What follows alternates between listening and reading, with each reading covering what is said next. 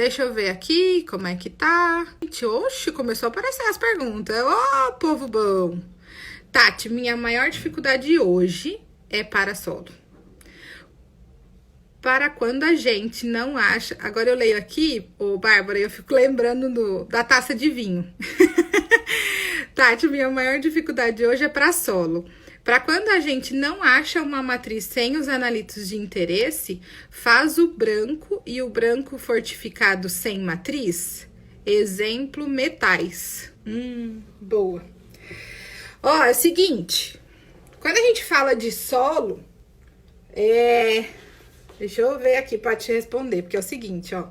Quando a gente fala de branco para solo, dependendo do analito que a gente tá falando, eu vou procurar uma amostra, e aí pode ser uma areia lavada ou uma areia preparada, né? Em último caso, a gente pode trabalhar, que eu acho que é o que você tá me perguntando aqui, trabalhar com o sulfato, por exemplo, tá? O que não dá é a gente não ter nada de matriz ali e falar que a gente tá fazendo um branco de matriz, tá? E outra coisa que pode ser feita é trabalhar com adição de padrão, que é uma possibilidade. Você vai analisar a amostra tal qual e vai analisar a amostra fortificada e trabalhar com o processo de avaliação dos dados relacionado à recuperação, descontando o que já tinha. Acho mais correto, né, esse processo. Beleza? Vamos lá. Ai... Oi, Lilian. E as fontes altas, como equipamentos, atrapalham também, né, Tati? Ah, já sei o que é isso. A gente precisa entender qual é o tipo de metodologia que a gente está usando para estimar a incerteza de medição, tá?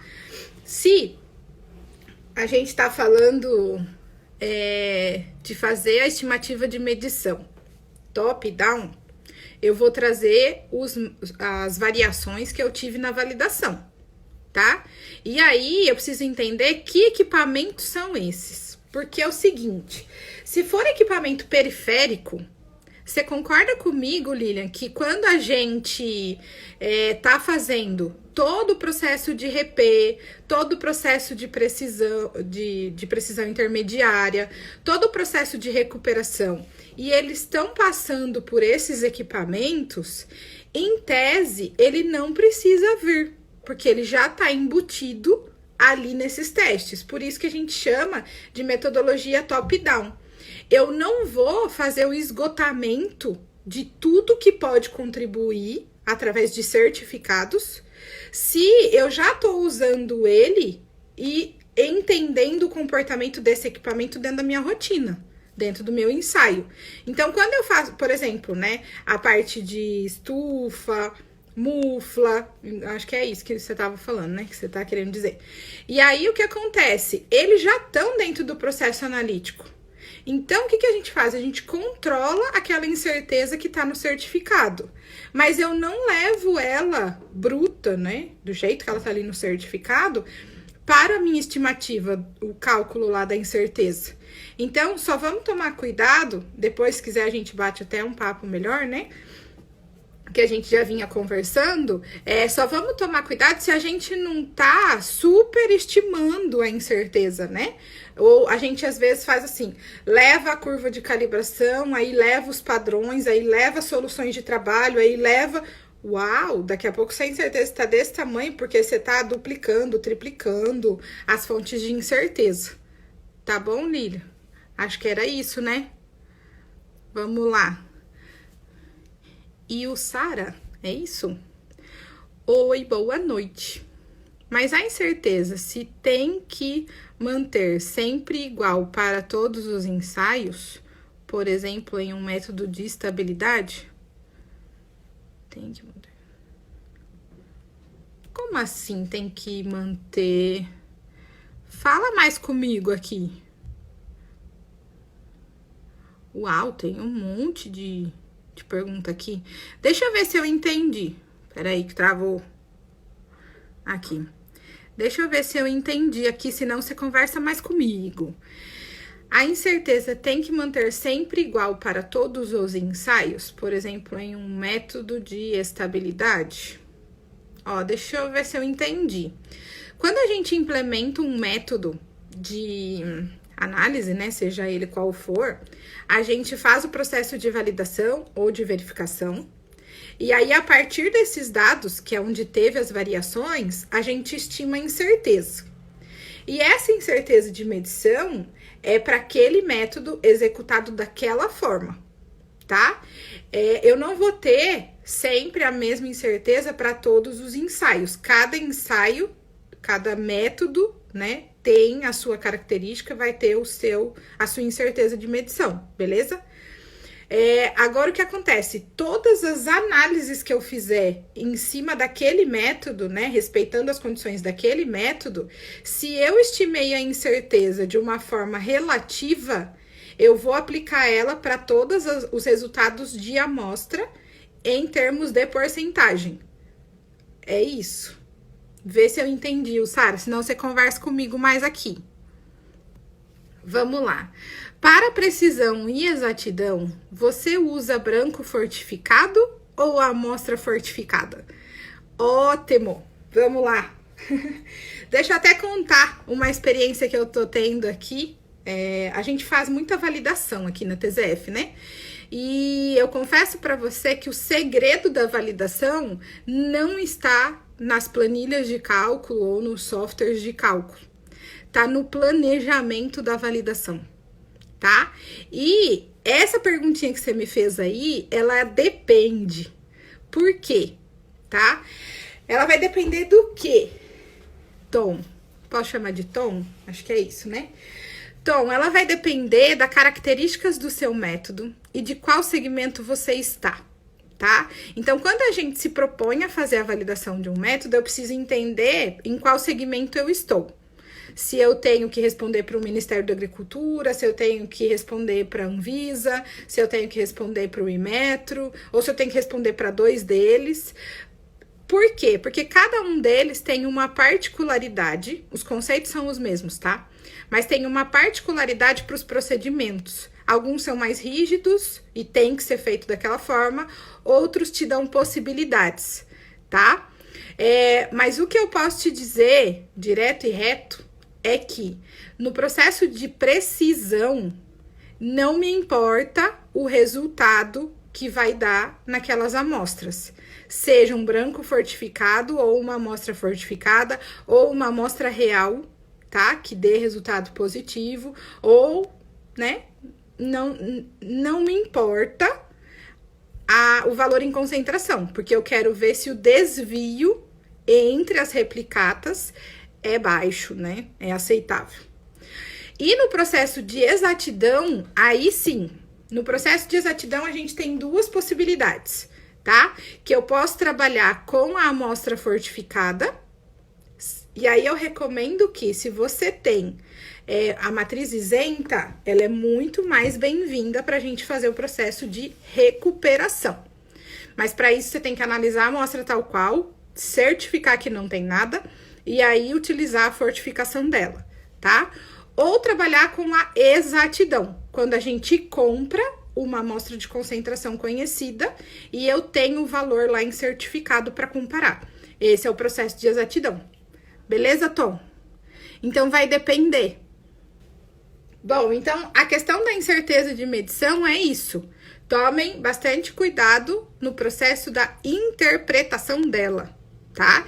E se a sua incerteza de medição, ela está na unidade, na concentração, né, da sua amostra, miligrama por litro, grama por 100 grama, aí tomem cuidado, tá? Porque se ela tá em unidade, ela não está relacionada a alguém. E aí é perigoso, porque aí você vai ter os casos das incertezas ficarem maior do que o seu limite de quantificação, por exemplo. Belezinha? Bom, deixa eu ver outra pergunta que temos aqui. Chegou uma... Deixa eu ver se consigo ver por aqui, turma. Radassa. Exatidão em matriz ambiental, adoro. Quando você não tem matriz isenta. Ótimo, não faz. Brincadeira. É o seguinte, quando a gente não tem uma matriz isenta, a gente pode trabalhar com adição de padrão.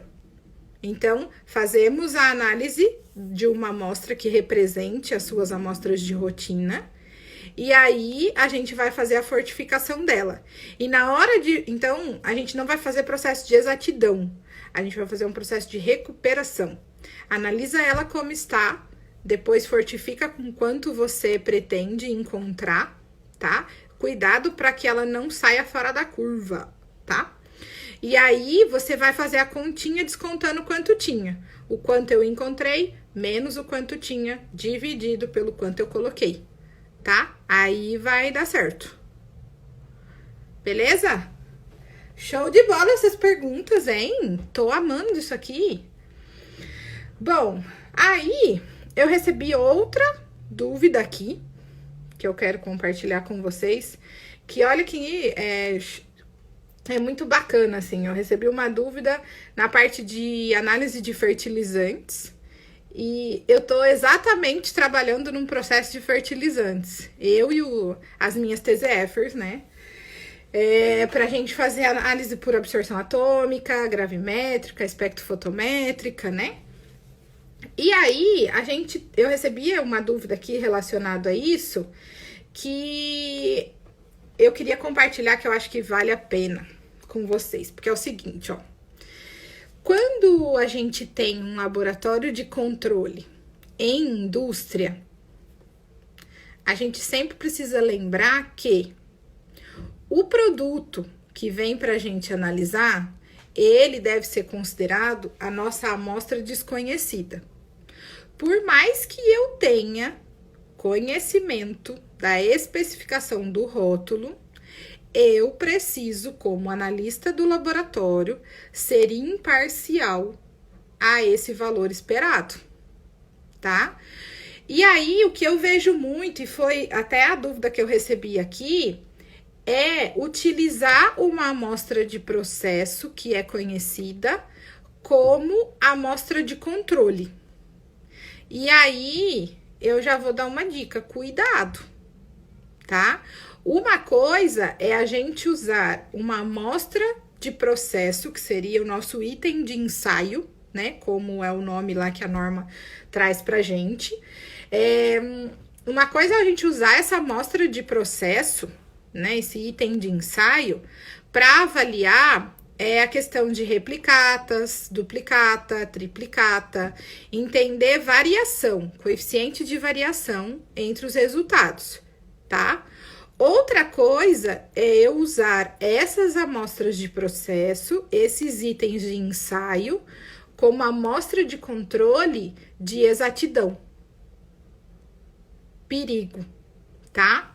E eu até comentei com as meninas, né, que eu tava tendo, que a gente tá no projeto, né, que eu falei para elas, olha, vamos tomar cuidado. Por quê? A função de um laboratório de ensaio de controle de qualidade é verificar se aquele produto está ou não dentro da especificação que o fornecedor fala, né, que o produtor fala. Logo, o nosso compromisso no laboratório qual é? Garantir que o resultado que eu estou obtendo, ele é válido e confiável. Se ele tá dentro ou tá fora, é outra formiga, tá? É outra coisa. Mas eu preciso, como analista responsável por aquela análise, garantir que o meu método, a minha análise, está dando resultado confiável e válido, tá? Então, são duas coisas diferentes. Logo, o que a gente conversou lá e vem muito de encontro aqui, na dúvida, qual é? Para esse tipo de laboratório, a gente precisa sempre pensar dessa forma, porque assim, gente, se o produto estiver sempre bom, não precisa do laboratório, certo? Desculpa, assim, é verdade verdadeira. Então, a gente tá ali para certificar que o resultado tá bom ou tá ruim, beleza?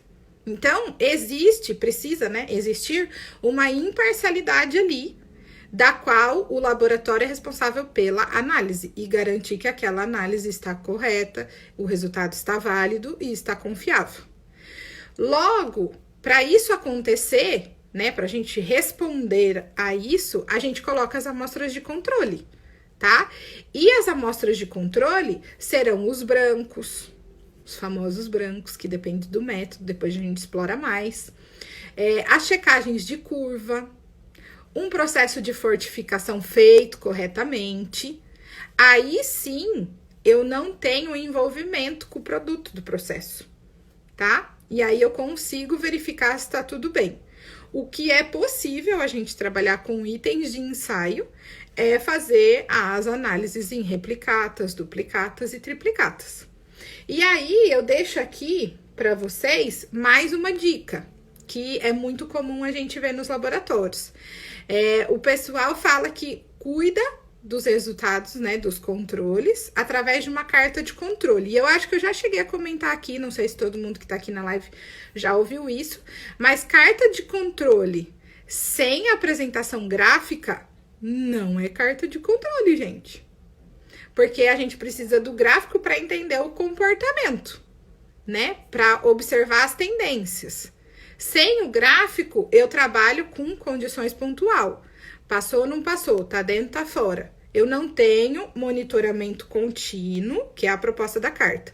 Monitoramento contínuo e avaliação de tendências para você se antecipar nas tomadas de decisão. Beleza? E aí, para esses casos da gente fazer duplicata de amostra, né, ou replicata, que é diferente, tá? Replicata, a gente vai analisar 2 vezes a mesma coisa, já pronto. E a duplicata, a replicata e a duplicata, a gente vai preparar, desde lá do zero, separado, 2 preparações até a análise. Replicata, aí eu tenho uma preparação e eu faço a leitura em cima dessa preparação, tudo bem? E aí, o que acontece? Nesses casos, a gente tem, de trabalhar com duplicata, a gente tem a carta de controle de amplitude e a carta de diferença. Então, a pergunta que veio aqui para mim me pediu um pouco mais de informação sobre essas cartas de controle, né? Aí eu vou mandar para ela. Se mais alguém tiver interesse, pede no direct. Na minha tese de mestrado, eu montei um guia no final, para quem ainda não teve contato, que mostra como constrói as principais cartas de controle. Hoje no laboratório, as principais que eu recomendo que vocês avaliem ali é a de Schwartz, que é a mais famosa, que é baseada em desvio padrão, linha central, 2 vezes desvio padrão, 3 vezes desvio padrão. Muito usada para checagem de curva, soluções de padrão, tá? E a gente tem também a carta de amplitude e a carta de diferença. E essas duas é muito aplicada para as duplicatas, para a gente entender como é que tá o comportamento de variação entre um dado e outro, tá? E lá eu mostro para vocês como que constrói essa carta, né? Como que eu calculo os limites, né? Porque, por exemplo, a diferença, o meu ponto central, qual é? 0. Então, a minha linha central é 0. Por quê? Porque quando a gente vai fazer análise em duplicata, qual é a minha expectativa? Que os resultados sejam iguais. Se eles são iguais, a diferença entre eles é 0. Então, a minha linha central é 0. E aí, a gente vai fazendo as linhas, né, de controle e atenção. Já a amplitude é diferente, porque a gente vai fazer sempre maior por menor. E aí, o cálculo dos limites da carta de amplitude que é diferente. Então, se você tiver interesse de receber esse guia, manda um direct pra gente. E aí, as meninas aqui, nossas TZFers, mandam pra vocês, tá bom? Bom, deixa eu ver se eu tenho mais alguma pergunta aqui, que eu falo bastantão, né? Gostaria de reforçar uma pergunta que veio na live passada, que foi bem no finalzinho, eu tava falando tchau, apareceu. que é a questão de quem é o responsável ou quem deve, né, controlar, se responsabilizar pela carta de controle, se é o analista ou o gerente. Então, eu quero reforçar aqui para vocês, dentro de um processo de validade de resultado, se eu sou o analista responsável por aquela análise, automaticamente eu sou responsável pelos controles que acompanharam aquela batelada. Porque a minha tomada de decisão de liberar ou não um resultado de um item de ensaio, de uma amostra desconhecida, é baseada nos controles. E outra questão importante, os controles, é muito importante que eles venham antes das amostras. Então, em uma sequência de análise, em uma batelada de análise, eu começo com os controles. Porque é eles que vão falar, ó, tá tudo bem, pode analisar suas amostras. Olha, seus resultados estão confiáveis, pode analisar suas amostras. Tudo bem? Então, com as devidas analogias de nomes e cargos e tudo mais, se eu sou o responsável pelas análises daquelas amostras desconhecidas, eu também sou responsável pelos controles que antecederam aquelas amostras. E a carta de controle é a ferramenta que a gente usa para entender se os meus controles estão ok ou não. Tá? E aí vem as tomadas de decisão. Outra dica: carta de controle não é para ser bonita. Carta de controle é para ser real. Porque eu já ouvi muito assim: ah, Tati, mas eu tenho que plotar esse resultado, ele deu fora. Então eu ploto, ele deu fora, eu apago e substituo. Tá querendo deixar sua carta bonita, hã? Não, pode deixar o resultado que deu fora ali, sim. Tá? Porque são os resultados fora, as tendências, os resultados sob suspeita, que vai nos dar as informações para as prevenções e para os entendimentos. Por exemplo, a carta de controle, na hora que a gente plota um cheque e ele deu fora, obrigatoriamente nas cartas, gente, coloquem campos de observação, campos de comentário, campo de análise crítica, para você explicar o que você fez com aquele resultado que deu fora, porque alguma coisa você fez, né? Antes de liberar essas amostras. E aí você coloca ali as informações, olha, deixa o resultado fora, coloca ali qual foi sua tomada de ação, analisa de novo. Se caiu dentro, você sabe que aquela ação que você tomou foi eficaz. E com o tempo, você vai entendendo. A carta vai te dar as dicas de, olha, sua curva vale por tanto tempo. Olha, você precisa trocar o seu liner do GC, que o Fá vai falar daqui a pouco, de tanto em tanto tempo. E assim por diante. Então, use ela a seu favor. Se ela tiver sempre ok, a gente vai suspeitar. Porque não existe processo 100% perfeito, não é? No laboratório, a gente coloca essas ferramentas para melhorar as nossas tomadas de ações. Passar a ter conhecimento de que tá fora e tomar as ações. É compromisso-benefício, né? É a regra aqui da TZF, tá bom? Bom, gente, acho que era isso. Alguém tem mais alguma perguntinha aí para mandar? Se quiserem sugerir assuntos, também fiquem muito à vontade. Pode mandar no nosso direct, acompanhar nossos canais. A gente já retomou todos os atendimentos presenciais, né? Com todos os devidos cuidados. E em breve a gente vai ter os processos de capacitação, então fiquem atentos aí às novidades que as meninas vão lançar para vocês. E também tem as capacitações em company, tá? Se você quer falar de um assunto específico, só do seu interesse, das condições ali do teu laboratório, a gente também tem essas possibilidades. Beleza? Bom, gente, acho que é isso, né? Eu vou parar por aqui para vocês respirarem aí um pouquinho e ficar aqui com a gente para assistir a live do Fá, tá bom? Gente, muito obrigada. Se ficou alguma dúvida aí, pode mandar pra gente. Fiquem muito à vontade. Obrigada. Sim, as lives estão ficando gravadas e vão ficar disponíveis lá no nosso TZF Play. tá bom?